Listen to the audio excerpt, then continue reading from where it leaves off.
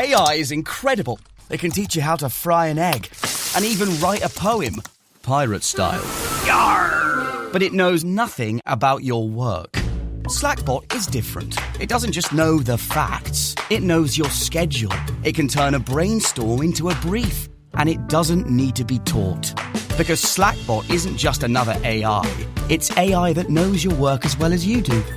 Visit slack.com/meet Slackbot to learn more. This episode is brought to you by Indeed.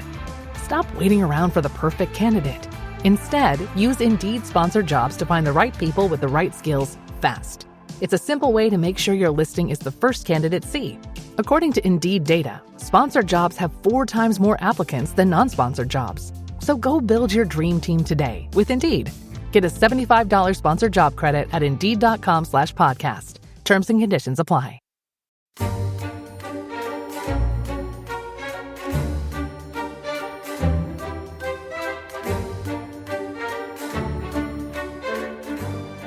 At length the air began to grow grey with light. Then swift golden arrows came flashing across the snow, and at last the glorious sun peeped up above the lava wall, and looked in upon our half-frozen forms, and upon Ventvirgil, sitting there amongst us, stone dead. No wonder his back had felt cold, poor fellow. He had died when I heard him sigh, and was now almost frozen stiff. Shocked beyond measure, we dragged ourselves from the corpse, strange the horror we all have of the companionship of a dead body, and left it still sitting there, with its arms clasped round its knees. By this time the sunlight was pouring its cold rays, for here they were cold, straight in at the mouth of the cave. Suddenly I heard an exclamation of fear from someone, and turned my head down the cave. And this was what I saw. Sitting at the end of it, for it was not more than 20 feet long, was another form, of which the head rested on the chest and the long arms hung down. I stared at it, and saw that it too was a dead man, and what was more, a white man. So that, Dominic, is a thrilling moment from King Solomon's Mines, which was published in 1885, written by Henry Rider Haggard. And basically, even if you've never read it, you will be familiar with it, because it was one of the best-selling novels of the Victorian age, continues to sell in bucket loads, massively, massively influential on everything from Tolkien to computer games. And I'm very familiar with your methods. You are a firm believer, are you not, Dominic, that it's yes. It's the mass market kind of middle-brow literature that is a much better guide to the spirit of an age than, say, the great literary classics. I think that's, absolutely, Tom. King Solomon's Mines is not just an enormously influential kind of text of empire, of the British Empire and of Britain's involvement in Africa, but I would argue it's a foundational text of modern popular culture, actually. Yeah. So, I mean, Indiana Jones films, countless video games. If you've ever played Tomb Raider or Uncharted, if your children have played those games, they're playing versions of King Solomon's Mines. It's enormously important. So can you just give a very quick outline of the plot? We'll kind of look at the details in more later, but just kind of, because it's a quest plot, isn't it? Set in Africa. It is, exactly. So King Solomon's Mines is set in late 19th century Africa.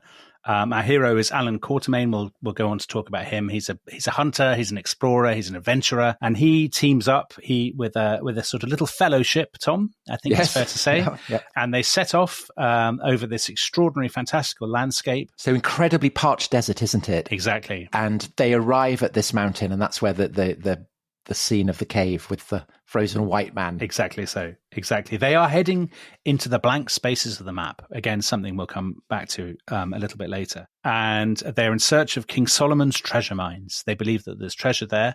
There are also 2 other quests. There are kind of overlapping quests, as in other more familiar, more modern quest stories. One of them is looking for his brother, who has gone missing. And one of their party, Tom, is in disguise, isn't he? He may or may not be the lost king of a lost kingdom. Yes. So this is very exciting. They go on all these adventures. They find this lost kingdom, terribly wicked and formidable supervillain who is the king of it, who they fight. And an incredibly sinister witch, isn't there? Gagul, who I'm sure be talking about. Yes, absolutely. They discovered the mines. They discover the caves, but of course they go down into the caves and they're trapped. And there's all kinds of sort of terrors and threats down in the caves. And would you believe it? They emerge triumphant at the end of the story. I don't think I'm giving away the end by saying not too big a spoiler there. No, that the heroes live to fight another day. Dominic, just one thing that really struck me when I reread it. I read it as a child, hadn't read it since. It has the primal scene of white explorers coming to a distant land and impressing the natives with their knowledge of eclipses. Yes. So I kind of, that is such a familiar trope. It appears in so many kind of adventure stories. And I checked, and this is the first time it's used, apparently. So that's a kind of gives an indication of how many. It's a massive cliche breeder. Yes, it is. And in fact, almost every chapter, when you read King Solomon's Mines now, so I reread it as you did for this, having originally read it as a child and thought, well, it was brilliant as a child. And when you read it now, almost every chapter seems stock full of stereotypes and cliches.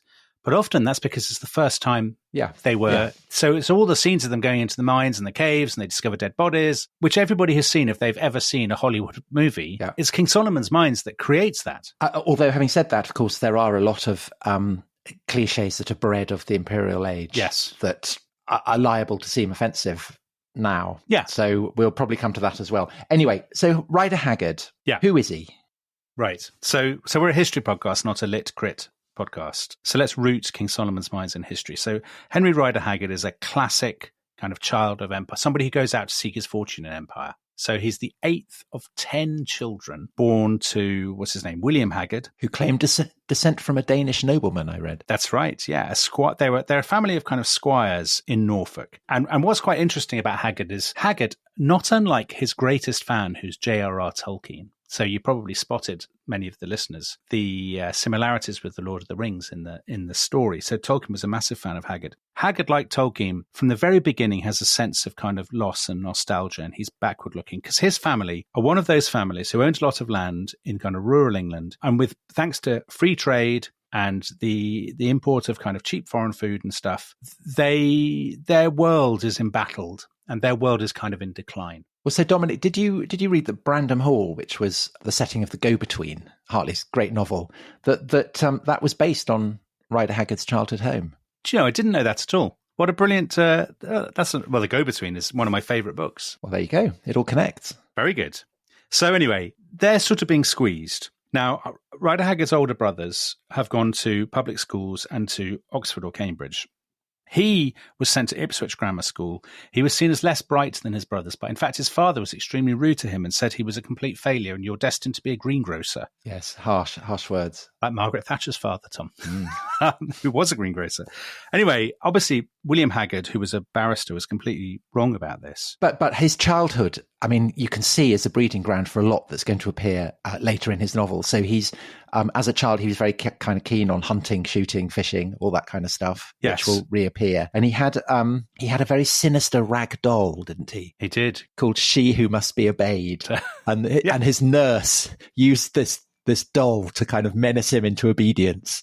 So that's all part of the mix. It is very much part of the mix. She Who Must Be Obeyed will definitely reappear in this story. So anyway, in 1875, he's 19 years old, Rider Haggard, and his father discovers that a family friend who lives nearby, who's called Sir Henry Bulwer, is going off to South Africa to become the Lieutenant Governor of Natal. And he writes to him and says, I've got this absolutely useless son. Because he'd failed all his exams, hadn't he? He'd kind of failed military exams. He never took his Foreign Office exams. I mean, right. Yeah. I think people sort of now say his father was actually quite harsh. A bit like Churchill's father. Right. And he's not, I mean, clearly he's not that stupid because he writes 2 of the best-selling books ever written. But anyway, it's all arranged. He will go out to South Africa and he'll basically be a dog's body for the Lieutenant Governor of Natal. He will do things like organize big banquets and talk to the servants, and which is actually what he does. So he goes out there and he does this. He spends his spare time out there on the veldt, hunting and, riding around and whatever. And kind of basically falling in love with Africa and falling in love with the idea that here there is a sense of grandeur and adventure that you don't get in Norfolk. Yeah. Oh, yeah, absolutely. And he particularly becomes an admirer of the Zulus, doesn't he? And he sees in the Zulus a kind of a warrior class reminiscent of the ancient Spartans. I think that's absolutely right, Tom. It's a very good comparison. I think that's exactly how he sees the Zulus. So at this point, the British who are there in South Africa, they are pushing ever further into the sort of north towards the heart of the continent, taking more lands. They're drawn eventually by diamonds and by gold. But of course, they're in conflict with not merely the Africans who are there, so like the Zulus, but another group of settlers who are the Boers. And who were there first. Yeah, who were there first. So the tension between the British and the Boers we will come back to in a second. One of his first pieces, actually, Tom, is about going to Zululand. So the British are poised to basically annex Zululand. In 1876, he goes and he sees a war dance, and he writes about it, one of his first articles. He says, it was like coming face to face with great primeval nature. Not nature as we civilized people know her, smiling in cornfields, waving in well-ordered woods, but nature as she was on the morrow of the creation.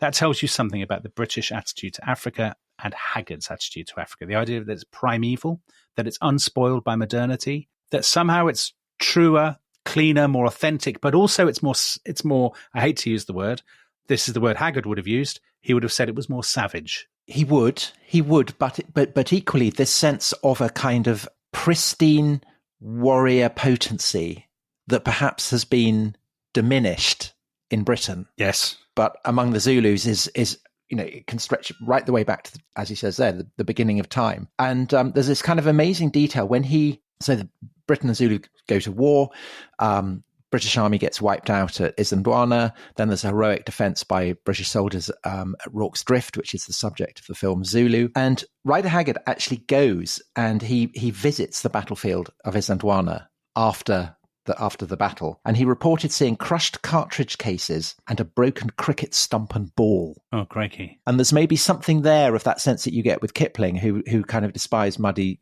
oafs and flannelled fools, that the British are in some way unserious as warriors compared to the Zulus, that the British win because they've got the Gatling gun and the Zulus have not. Yes. To paraphrase. I think that's right, Tom, because I think the interesting thing about Haggard, we'll come to this, is that he's one of these people who loves the kind of romance of Africa, of exploration, adventure, but the formal empire, I think he always views as a bit of a disappointment, as kind of too bureaucratic, pusillanimous. There's a brilliant example of this. So, as we said, at this point in the late 1870s, the British are pushing sort of north and absorbing territory. One of the places they absorb, they eventually end up annexing not just Zululand after the Zulu War, but one of the Boer republics, the Transvaal. And in 1877, Haggard is actually, as a sort of dog's body, he is part of the party that go from Natal to the north to the Transvaal to Pretoria, that he reads out because the official who's going to do it loses his voice. So Haggard, the junior person, is given the proclamation of annexation to read out in Pretoria, and he hoists the Union flag. And this is a very proud moment for him. He thinks this is, our empire is a civilizing mission, all of this stuff. This is great. But 3 years later, the Boers rebel. There's a revolt in the Transvaal. There's been a change of government in Britain. So Disraeli, who was all for imperialism, has given way to Gladstone, who's much more ambivalent about it. The British suffer a defeat at Majuba Hill. I mean, these are quite small forces, but they suffer a defeat. And meanwhile, Haggard has become an ostrich farmer, hasn't he? An ostrich farmer, yes, exactly. And he hears the sound of the fighting from his farm. He does. He does indeed. Exactly right. So he's settled down. He's married by this point. He's got this ostrich farm, which is near the border between the Transvaal and Natal. The British are defeated. Gladstone doesn't want to pour in a load of money and men and all that stuff. He just says, fine, let the Boers have their independence, sod 'em. At that point, Haggard, so to show how personal this is for him, the peace terms are actually negotiated at his farmhouse, which is called Hilldrop. And Haggard writes himself later, it was a strange fate which decreed that the retrocession of the Transvaal, over which I had myself hoisted the British flag, should be practically accomplished beneath my roof. Dominic, do you think that Rider Haggard is the only famous British novelist to have kept an ostrich farm? I guess he must be. I can't imagine Jane Austen keeping ostriches. I thought you were asking me that because you knew that Henry James or Graham Greene. No, I don't. It's a genuine question. I simply cannot imagine. Iris Murdoch had once. Yeah, no, I can't imagine anyone else keeping ostriches. Anyway, but he comes back then, doesn't he, to Britain? This is the funny thing. This is the end of Rider Haggard in Africa, Tom, pretty much. He's been there for 5 years. He comes back and he says, this is a great betrayal by Gladstone and the Liberals. He's like these people who are slagging off Gladstone because they see him as abandoning General Gordon. Anyway, this is the end of Rider Haggard in Africa. He now comes back and he decides he's going to be a lawyer. So he's called to the bar. He's a barrister. He tries his hand at writing novels, and he writes 2 that are not a success. Pretty useless. Yeah, not successful. Don't trouble the scorer. And then an amazing story. He is on the train one day going to London with his brother, one of his multiple, much more successful and impressive siblings. And they're talking about a new book, which has been a tremendous hit and the first of a new genre. That book is Robert Louis Stevenson's Treasure Island, which was published in 1883. Treasure Island was an enormous hit, and it appealed to an entirely new readership. So these are people who are newly literate because of the Education Act of 1870, which has expanded schooling in Britain. These are people who probably a generation or two earlier would never have been able to read and write, but they are, books are cheaper. There are new newspapers. They love Treasure Island. They can't get enough of this Daring Do and Blood and Thunder and all this stuff. And the whole thing about Treasure Island is that, again, that it's about pirates, Spanish Main. It's a world that is somehow more glamorous and more dangerous. Exactly. Than England. It's pure escapism rooted in a sort of kind of fantastical version of history, I suppose. And opens with a map. So there's a degree of a quest about it. People in the 1880s love this kind of stuff. Anyway, Rider Haggard says to his brother, well, I think I could, I don't think it's that great. I think I could do better than that. And his brother said to him, supposedly, there are two different stories. One, his brother says, I'll bet you, I think, a bob or something. And another is, he says, I'll bet you 5 shillings, whatever. He says, I bet you can't do it as well as Robert Louis Stevenson. Haggard says, fine, I'll do it. It takes him extraordinarily 6 weeks. I think you can sometimes detect traces of that in the writing, Tom, do you think? But authors are always saying that. Well, they know that's true. I say that about writing my vampire book. Did it take you 6 weeks? I always say it took me 6 weeks. And 6 I look years. back and I realised actually it didn't. It took me slightly longer than that. I think It's kind of shorthand for it. He wrote it very fast. He wrote it very fast. And actually so he writes King Solomon's Mines, his own quest story set in a version of the Africa in which he had spent 5 years. Right, because that's the key thing, isn't it? That actually, I mean, he's saying that, there are unknown reaches, but that's not true. I mean, he knows full well that there aren't these huge deserts and these mysterious mountains and any possibility of a kind of lost paradisal kingdom, which is Kukuana land, isn't it? That when they arrive there, it's kind of, it's more beautiful, it's more intense. Everything is kind of more glamorous and exciting. The warriors are braver, the women are more beautiful. Yeah. And it's a fantastical land, but he knows full well that doesn't exist. He does, Tom, but there are still blank spaces on the map.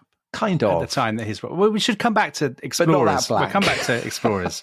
The thing that really puts publishers off, actually, is not the fantasy, it's the violence. So there's a lot of violence. There's a scene which said that there's a brilliant writer called Catherine Rundell. Yes, the biographer of Donne. Of John Donne, and also a prize-winning children's author. And she wrote a wonderful essay about Rider Haggard in the London Review of Books a couple of years ago. And she points out that, she says, the highlight for most children when they read it is a bit when a young boy, a Zulu boy, is literally torn apart by an elephant. And she points out that most children love this, which anyone who's written for children knows that this is almost certainly true. Yes. But the publishers were appalled by this. So one publisher said, never has it been our fate to wade through such a farrago of obscene witlessness. Nothing is more likely in the hands of the young to do so much injury as this recklessly immoral book. So lots of them turn it down, but Castle agreed to publish it. They bring it out in autumn of 1885. They have billboards around London that describe it as the most amazing book ever written. You'd love that, wouldn't you? I would, of course, as an author. And it's a massive, massive hit. And it's a hit not least because this is the year of the Berlin Conference, when all the European colonial powers are meeting to divide Africa between themselves. The onset of the scramble for Africa. Exactly. It gets brilliant reviews by and large. I mean, some people don't like it, but the Athenaeum, a journal, said the fighting scenes were hardly to be beaten outside Homer and the great Dumas. Right, but the echoes of Homer again, the sense of primal warrior virtue and prowess at the beginning of time. Exactly.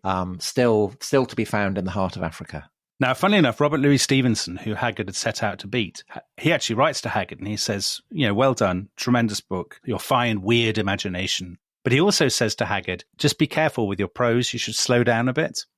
And which Haggard presumably found very condescending. And Haggard completely ignored because in the next few months, he pours out more books. So he writes a sequel called Allan Quartermain and another book, which you'll come to a little bit later, called She, which is another absolutely foundational text in our kind of popular imagination. And that sets him off. I mean, just to finish with Haggard, he becomes a full-time writer. He makes lots of money. He becomes a kind of a country landowner. He tries to become a Tory politician. So he stands in Norfolk in 1895, but he loses. That's quite a feat, isn't it? To lose as a would-be Tory MP in Norfolk. Well, I think in those days, Haggard claimed that he said the area could not have been more unfriendly to the unionist cause. I think possibly because of food. Okay. Cheap food prices meant that for agricultural labourers in East Anglia, these were tough times in the 1890s. Okay. So, well, let's not get into free trade or anything like that. Let's stick to... But he becomes a famous kind of Africanist. So he's the head of all kinds of commissions and panels, even though, as we said, he's actually only spent 5 years. Well, he writes a whole the Zulu trilogy as well, doesn't he? Towards the end of his life, featuring and this is Allan Quartermain again, featuring Zikali, the dwarf wizard known as the thing that should never have been born. Which is, I haven't read that. A tremendous name. That is a great. Imagine name. If you were called that. That is a truly great name. And then his trajectory is almost slightly predictable. So by the 1910s and 1920s, he spends all his time going on about radicals and Bolsheviks and sort of international socialism and stuff. You can imagine the kind of stuff he would have been putting had he had the internet. Oh, yeah, absolutely. Yes, he would have been cancelled, I think it's fair to say, Tom. Yeah. Although not everybody had read King Solomon's Mines or She, it's a bit like Star Wars or James Bond today or Spider-Man, dare I say, Tom.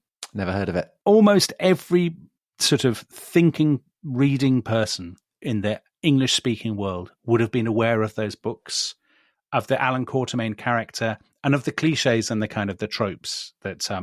Conan Doyle's Lost World, the idea of Tarzan, or all that kind of stuff, the people going from the imperial metropole to distant reaches and discovering extraordinary treasures. And Dominic, going back to the book, one thing that we haven't explained is the title. So what are King Solomon's mines doing in South Africa?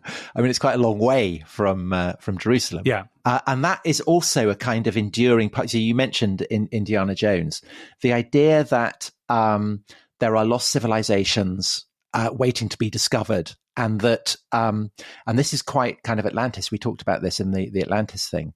The idea that if there are ruins and ancient civilizations to be found in Africa, the assumption is that they are not actually African in origin. Yeah. That it is outsiders who have brought them, that in some way they've either brought kind of mysterious powers or they've brought mysterious technology or ways of say, constructing mines. And in this case, the argument is that Solomon and the Phoenicians together are working to build the temple, and they go to a place called Ophir or Ophet.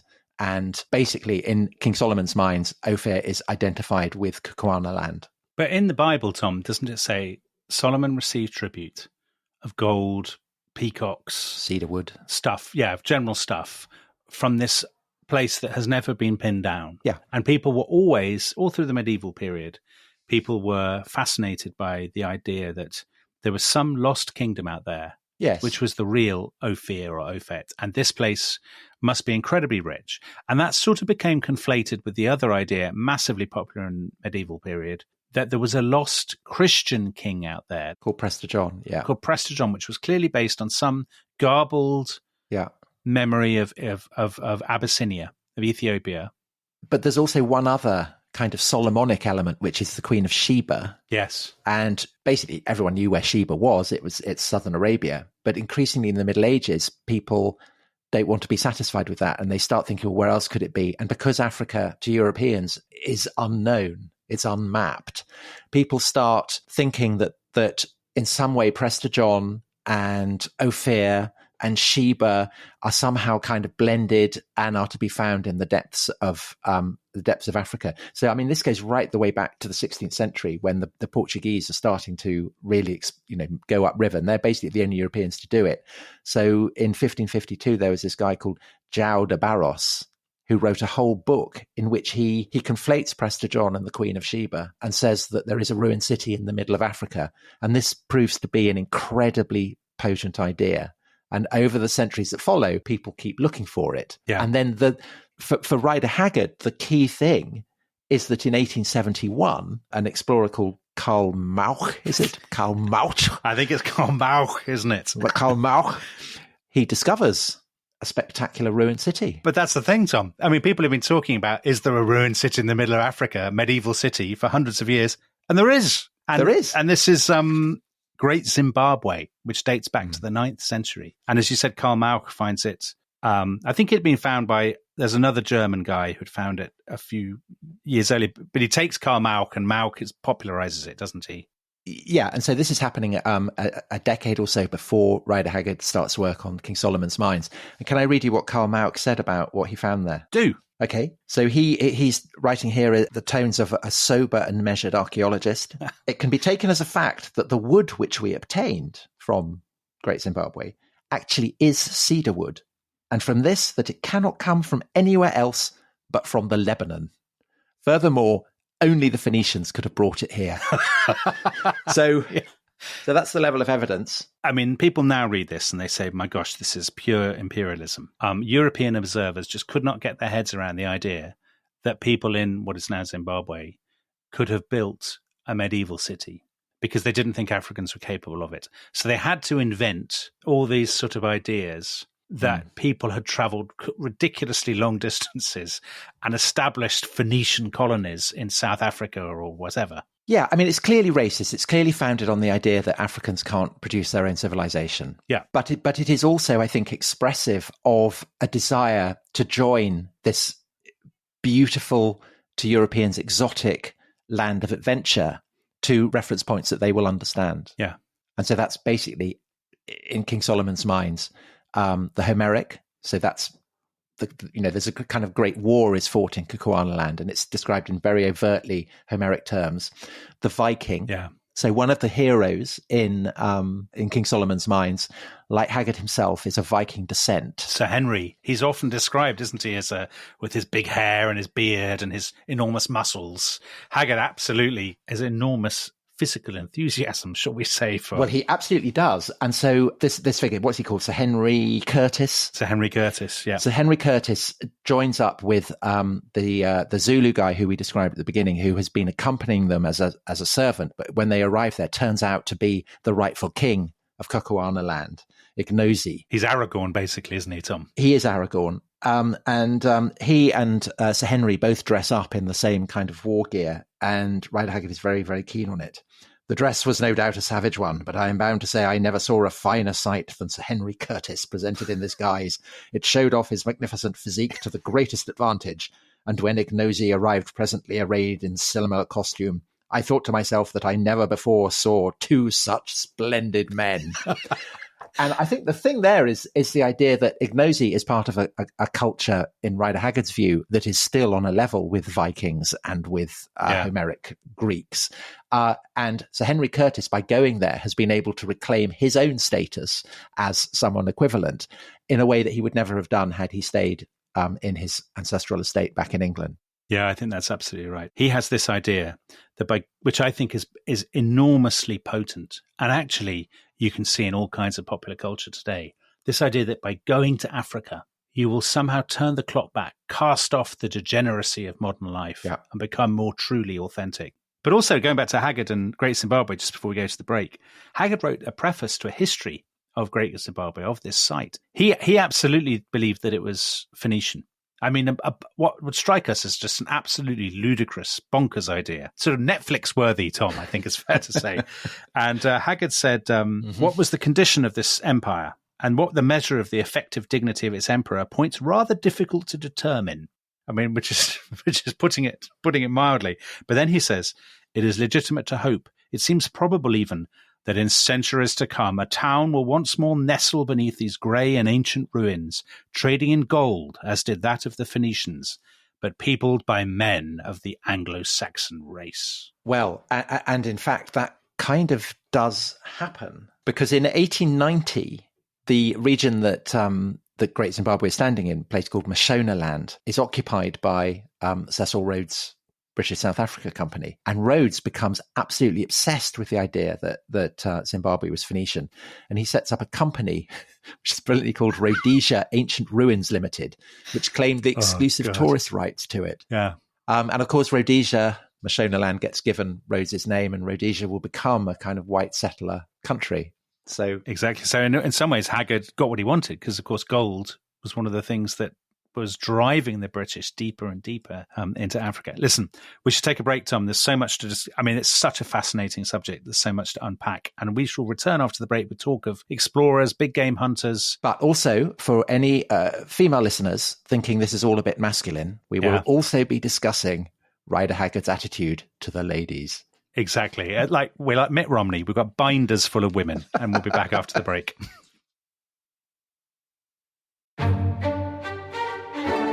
This episode is brought to you by Rocket Money. Tom, we often talk about how to organise our finances. I'm very conscious that I'm paying for a lot of mad subscriptions. And there's one thing that we've talked about often on this show. It's the thing that we probably hate more than any other, and it's a hidden fee. I would love to get my finances under control. There are all these things piling up on our bank statements, and I think I need to fix this problem. I need to sort this out and to stop this. I mean, my finances are so chaotic that I need this app. So I'll tell you what it is. It's called Rocket Money. It's a personal finance app that helps find and cancel your unwanted subscriptions. It monitors your spending, and it helps to lower your bills so that you can grow your savings. With Rocket Money, you can track all of your subscriptions, and you can easily cancel within the app with just a few taps, saving you time, avoiding charges. And you can also set budgets and goals and get personalized insights and regular reports to track how you're doing. They will even send you real-time alerts for large transactions, upcoming bills, refunds, and even low balances. So let Rocket Money help you reach your financial goals faster. Join at rocketmoney.com/ishistory. That's rocketmoney.com/ishistory. rocketmoney.com/ishistory.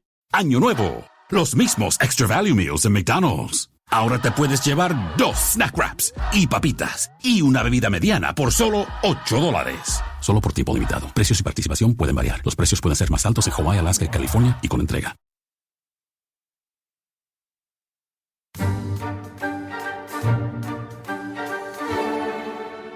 For there, not more than 40 or 50 miles from us, glittering like silver in the early rays of the morning sun, were Sheba's breasts.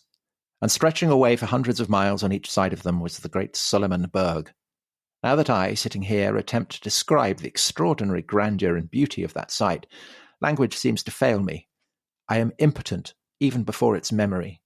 There, straight before us, were 2 enormous mountains, the like of which are not, I believe, to be seen in Africa, if indeed there are any other such in the world, measuring each at least 15,000 feet in height, standing not more than a dozen miles apart, connected by a precipitous cliff of rock, and towering up in awful white solemnity straight into the sky. These mountains standing thus, like the pillars of a gigantic gateway, are shaped exactly like a woman's breasts. Their bases swelled gently up from the plain, looking at that distance perfectly round and smooth, and on the top of each was a vast round hillock covered with snow, exactly corresponding to the nipple on the female breast. So, Dominic, deep waters. I mean, frankly, one of the weirdest passages in the whole of Victorian literature. And the weird thing is that Rider Haggard makes a boast, doesn't he, of there being no petticoats in King Solomon's mines. And he says the kind of the opening introduction that it is dedicated to all the big and little boys who read it. Yes. And yet, actually, a kind of nervousness about the female is present throughout the book. There are some very deep waters here, Tom. Right. So there are a couple of things here. So one is that Haggard is like so many imperial writers. He is absolutely obsessed with the idea of masculine brotherhood, isn't he? Yes. And manliness. So he believes that you'll become more manly by going to Africa, but it's also incredibly important that your manliness is connected to other men. So the idea of the fellowship, the brotherhood, which obviously Tolkien then copied, critics describe it as homosocial, don't they? Rather than homoerotic. But the way he talks about Sir Henry with his rippling muscles and all this sort of stuff, there is an awful lot going on there. And that is actually very common among not just Imperial writers, but all these Imperial characters, General Gordon, Kitchener, Lord Milner, all of these people. It was all about kind of strapping young men, stripping off together and stuff. The corollary of that is a certain nervousness about women. Definitely. So, I mean, I don't think you'd have to be Freud to recognize that in a way, the whole journey is a kind of trip across Africa represented as a female body.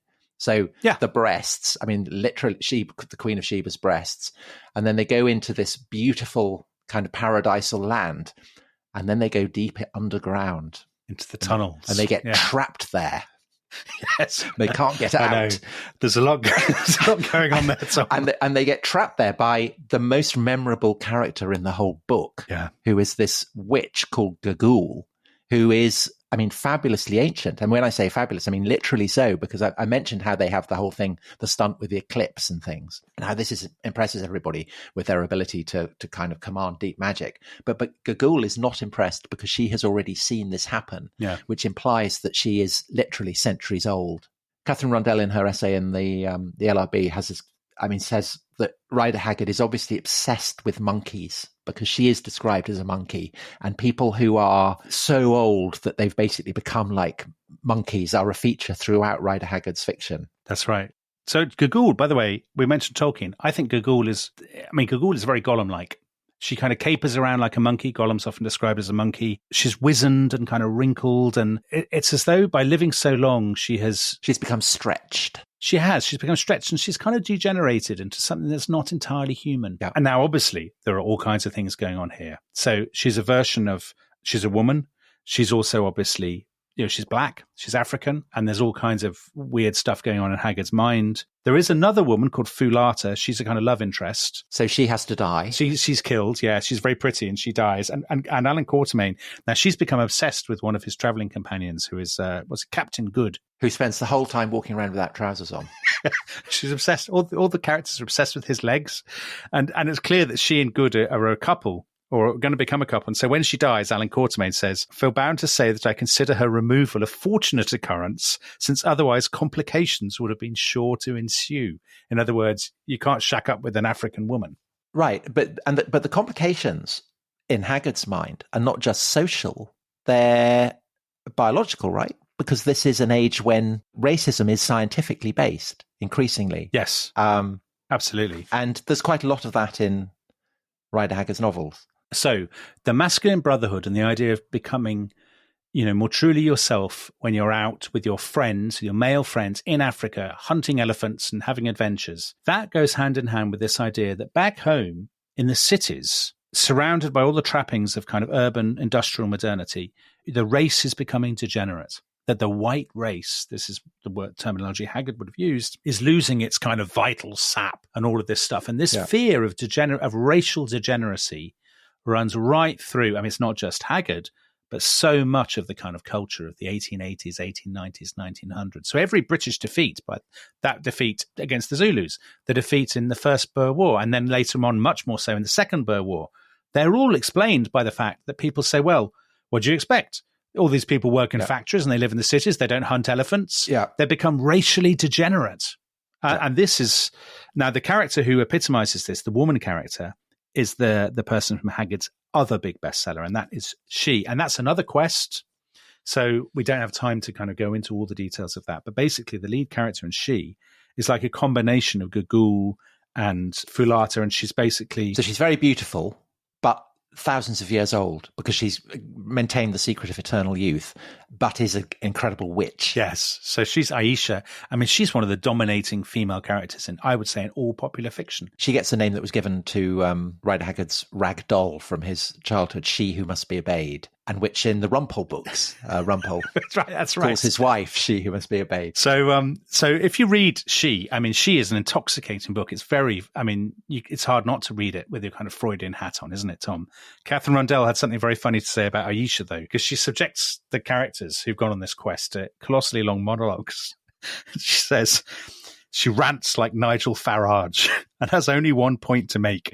Men are powerless in the face of beautiful women, for women desire not men but power. The greatest woman to have ever lived is a disappointment, a heckling sex witch. That's basically what happens to the characters. They just are forced to listen to Aisha for all this time. But then at the end, there's more sort of this weird kind of degeneracy stuff, because she bathes in this sort of the fountain of life, and she shrivels in the flames and literally turns into a kind of like a little wrinkled monkey before she dies. So this again, I mean, there's all kinds of stuff going on there with the kind of the undercurrents of the imperial mentality, I suppose you would say. Well, yeah, because V.S. Pritchard, writing about she said that wrote, Mr. E.M. Forster once spoke of the novelist sending down a bucket into the unconscious. The author of She installed a suction pump.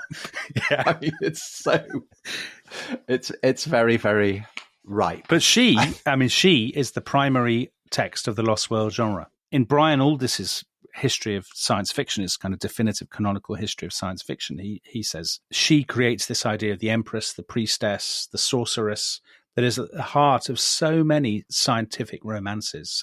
So you go to an alien planet and it's ruled by this terrifying, sexy, but deeply evil woman. I mean, that is pure Rider Haggard. I mean, going even deeper into the subconscious, is there a sense in which Rider Haggard is expressing something in the fact that She is published in 1887, which is the year of Queen Victoria's Golden Jubilee? Yeah. And Aisha is a reclusive white queen ruling over Africans, and so is Queen Victoria. Yeah. And is there some sense, I mean, is there any... Well, lots of critics say this. So lots of kind of post-colonial critics and whatnot are very interested in this, and they say it's his own anxieties, or Britain's anxieties, about its own empire, about its legitimacy. What do you think? Well, Woktosh?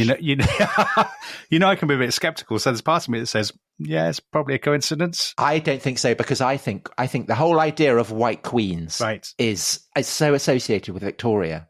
And even if he's not consciously doing it, to make this villain the White Queen. Well, Aisha says, I'm going to go back to Britain with you, topple your queen, who's obviously useless, and become queen myself. So, maybe there is stuff going on there. There are a couple of other themes, I think, that we should talk about. So one is, obviously, these are books of an age of exploration. So Burton and Speke, Richard Burton and John Hanning Speke, a couple of decades earlier, had gone on these amazing expeditions to discover the African Great Lakes, in the heart of Africa. Henry Morton Stanley, most famously, had found Livingstone in 1872, and his book on Livingstone had been a massive, massive hit. And this idea of this fascination with maps that you get both in She and in King Solomon's Mines, I mean, that's absolutely of the age. So people love the idea of what Joseph Conrad talks about later on in Heart of Darkness. I mean, it's two ideas in one. One is that Africa is the heart of darkness, that by going deeper into Africa, you penetrate into this sort of world of primeval wickedness. I mean, that's obviously very common in imperial mentality of the 19th century. Yeah, so stopping slavery and witchcraft. Right. But also the idea of blank spaces. There are a few blank spaces left, and who knows what's there. But again, there is this tension. So if Africa is a land where the savagery is expressed through slavery and witchcraft, at the same time, it is a land where we talked before, where lost wisdom may be found, a kind of primal freshness, that warriors are braver, bolder, stronger. I mean, so there's a kind of tension there, isn't there, that is...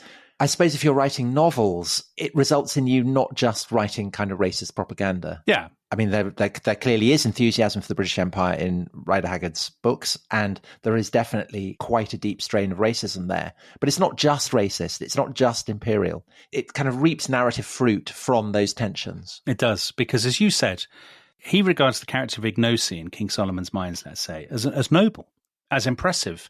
And actually, at the end of the book, I mean, spoiler alert, Ignosi, surprise, surprise, regains his kingdom. But he explicitly says to the heroes, no white men other than you may ever come into my kingdom. I know all you want is diamonds and gold. We won't have you. We won't have missionaries. We won't have people selling rum, all of this sort of stuff. That shows that Haggard is aware of the costs of empire and of what an African king would say about it. Again, spoiler alert, as you said, there are other missions. So Ignosi gets his kingdom. So Henry Curtis does find his brother. But actually, the quest for King Solomon's Mines turns out to be a bit of a dud, because essentially many of the characters are not interested in the diamonds. No. Allan Quartermain is. I mean, he scoops up loads of diamonds and ends up very rich and is made unhappy by it. Goes back to England, has an estate, and is left kind of restless and unhappy.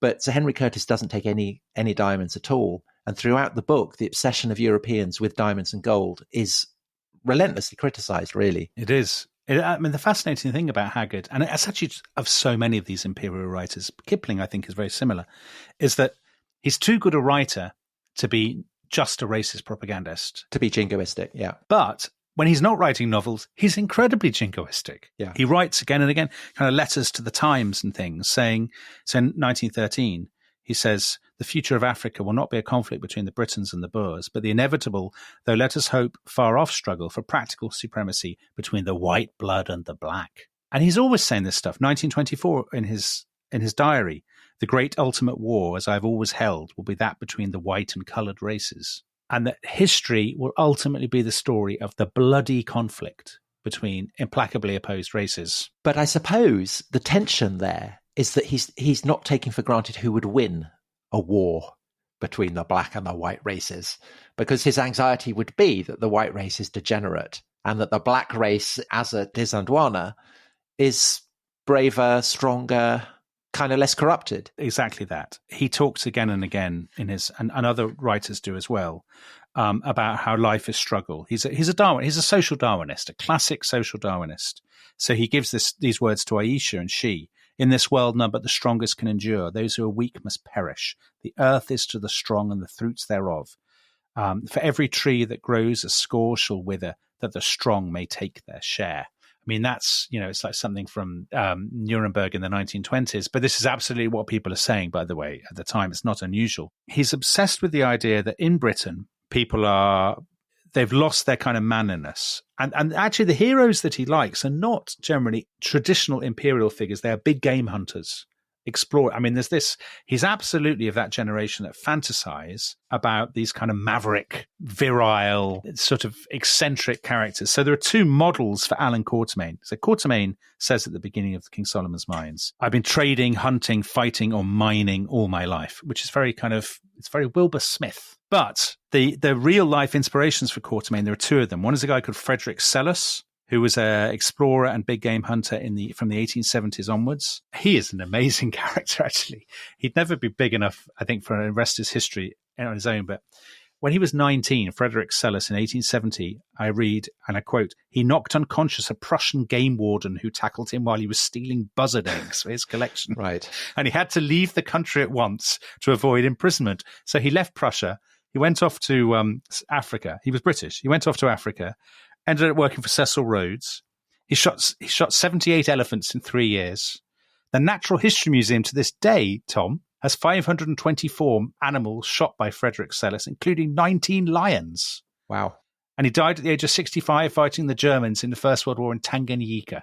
So he's one inspiration for Allan Quartermain, and the other is a guy called Joseph Thomson, who was a Scottish geologist and explorer. Here's a nice telling link. He studied under Thomas Huxley, Darwin's bulldog. Ah, yes, right. And he went off to Kenya. He was gored by a buffalo while trying to climb Mount Kilimanjaro. Of course he was. Then he works for Cecil Rhodes again, getting concessions and treaties in Rhodesia.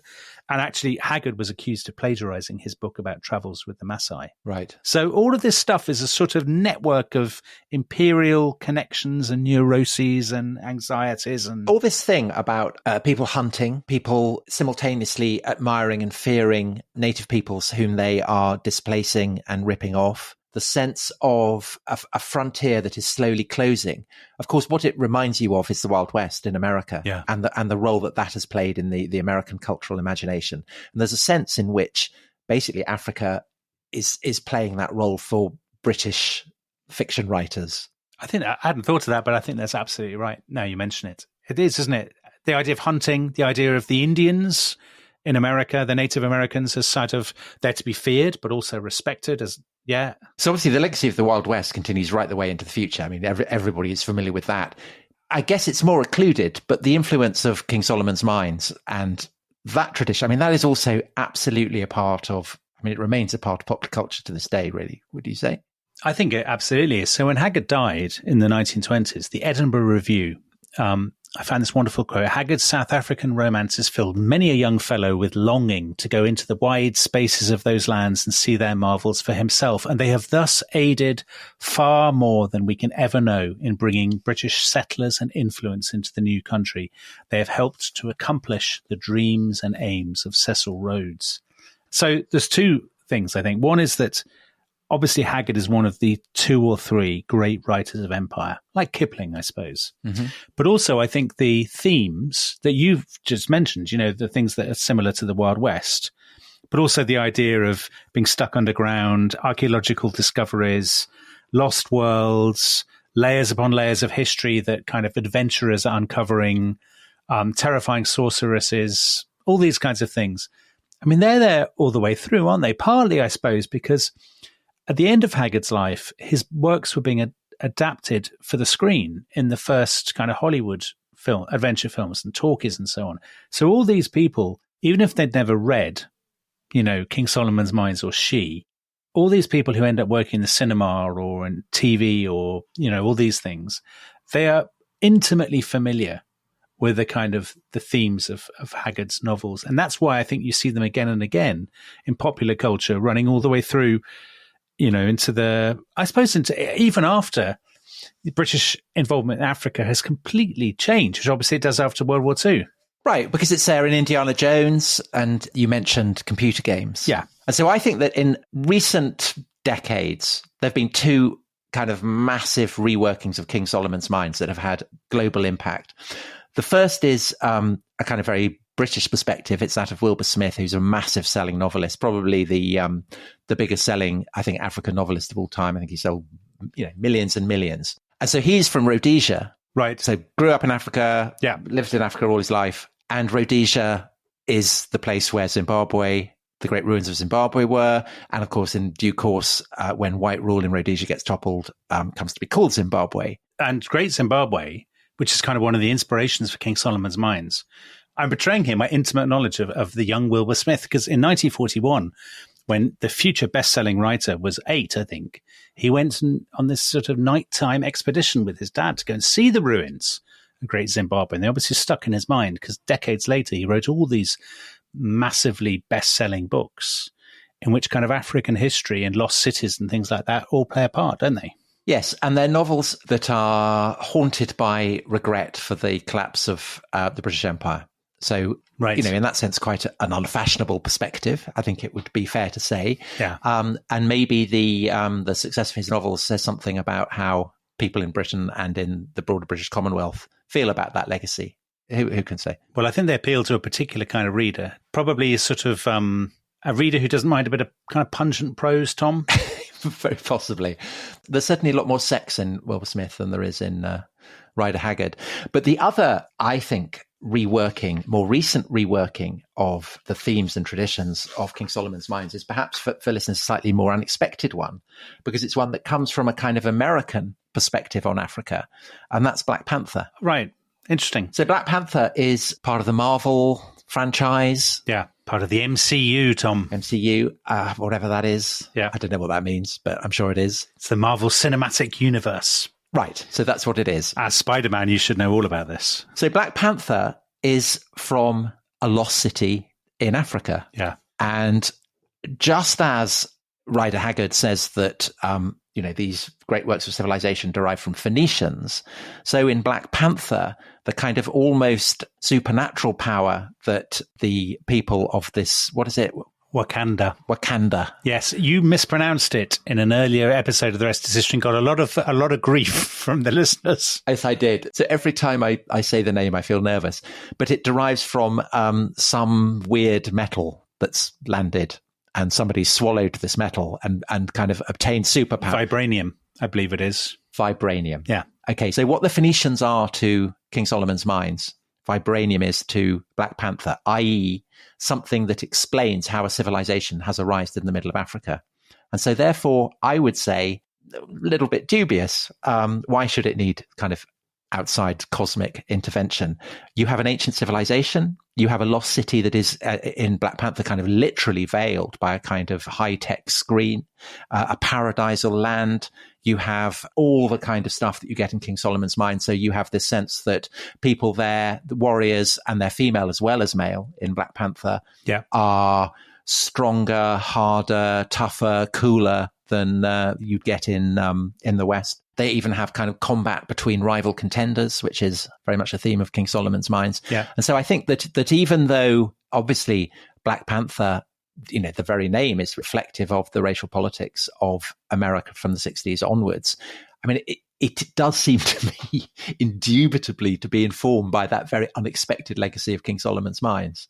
And to find it there is a lot more unexpected, I think, than to find it, say, in the novels of Wilbur Smith. Doesn't that bear out the point, though, that we've talked about sometimes, that the pop culture of let's say, 1870 to 1930 establishes the template for so many of the things that we take for granted today? I mean, anybody who plays a video game will probably have played some iteration of She or King Solomon's Mines. Just as, I mean, it comes from the same era that people are writing detective fiction, spy novels, all of these things. It's actually extraordinary to think how many of popular cultural kind of themes and devices that we're all familiar with, that they date from those years either side of the turn of the 20th century and from actually British imperial pop culture. Almost like it's a league of extraordinary gentlemen. Oh, that's very good, Tom. That's very good. I see what you've done there. You see that? I mean, you don't even know what that is. I know, because the producer told you about it yesterday. But Allan Quartermain is one of those. So that's a comic book in which Alan Moore takes all these heroes from the late 19th century, and Mina Harker from Dracula and so on, and imagines them, as forming a kind of Avengers-style combo. And Allan Quartermain is the chief figure. Well, there you go. So there you go. His legacy lives on. And actually, Tom, we've been talking so long and with such gusto about Wilbur Smith and all these random things that the producer has actually changed in the course of the podcast. So one producer has gone, Theo has gone home and been replaced by Alex. Or it's the magical power of she. It could well be. Well, let's not delve deeper into those very Freudian depths, Tom, of the powers of she. So that's H. Rider Haggard. We will be returning. What will we be returning with, Tom? With Cromwell's Britain and indeed Ireland. Cromwell's Britain. Would you think Cromwell would have loved all this stuff? I think a little bit of him. I think he'd have found it a touch ungodly. Yeah, it's a bit ungodly. Yeah, but there's the bit of him that would have probably been well up for. I think he'd have enjoyed an adventure, didn't he? This is madness. I mean, would Oliver Cromwell have enjoyed the novels of King Solomon's Mine? Oh, these are the questions that we dare to ask. That no other podcast will bring you. Right. And on that note, we will say thank you very much for listening and goodbye. Bye-bye.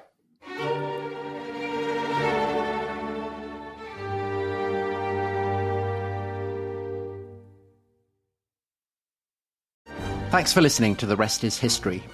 For bonus episodes, early access, ad-free listening, and access to our chat community, please sign up at restishistorypod.com.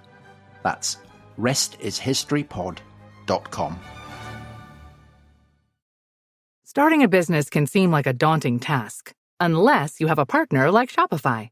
They have the tools you need to start and grow your business. From designing a website to marketing to selling and beyond, Shopify can help with everything you need. There's a reason millions of companies like Mattel, Heinz, and Allbirds continue to trust and use them. With Shopify on your side, turn your big business idea into... Sign up for your $1 per month trial at shopify.com/special offer.